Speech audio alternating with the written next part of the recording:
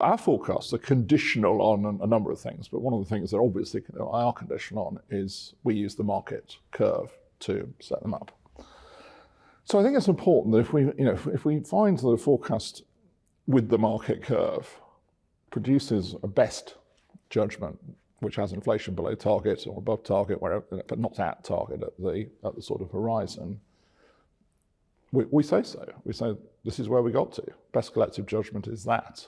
Now, it follows, I think, that, and this is the comment I made earlier, that what we're saying is if, and the if is of course critical here, if the world evolves as that forecast suggests it was, well, probably the case would be there for a less restrictive path of policy. So is it's June, all conditional. Everything's conditional. Is June a live meeting? All meetings are live. So is June likely? That's a different question. That's different. Look, I think the key points I would make is that we have changed our view on the likely persistence of inflation, on the second round effects. And I think it's good news. We think there's evidence there to suggest they will be less pronounced than we thought they would be. But that's a judgment. And for me, I'm now looking at particularly these three key indicators: services inflation, pay, and the quantity side of the labour market, to really judge this persistence question, how it will evolve.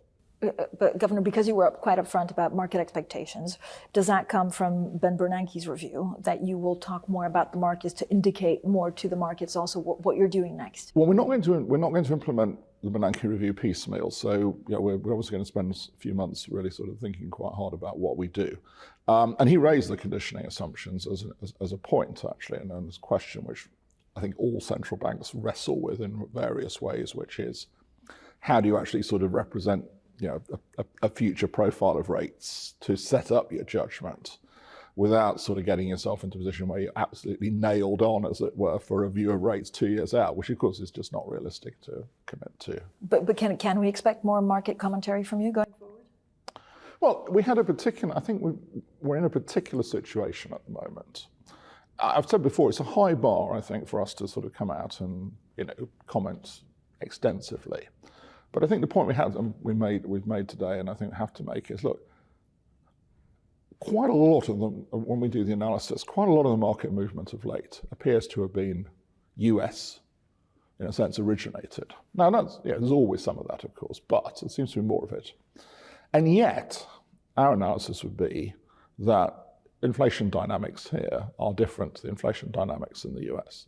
We're in a very different sort of situation in terms of our economies. So there's a tension in there, and I think that's the point we have to point out. But this is basically because the Fed maybe overpromised the cuts in December and then couldn't deliver in terms of 2%. Well, I'm not criticizing the Fed in any sense or judging the Fed. I think the US economy has evolved. I mean, that's the fact. I mean, that's how it's evolved. So I think the way it's evolved has been, if anything, to sort of put in a slightly starker relief the difference of inflation dynamics. Governor, are you worried about the second round effects of a cheaper pound? Well, I mean, the exchange rate hasn't moved sharply, frankly. It's moved a bit, and of course you'd expect that because it's a relative price. So this point I make about different inflation dynamics, you'd expect some, but it hasn't moved sharply. So no, I'm not. We watch it very carefully, but it's not something that. And by the way, as we said, as we always do in setting up our commentary on the conditioning assumptions this time, actually the exchange rate hasn't moved that much.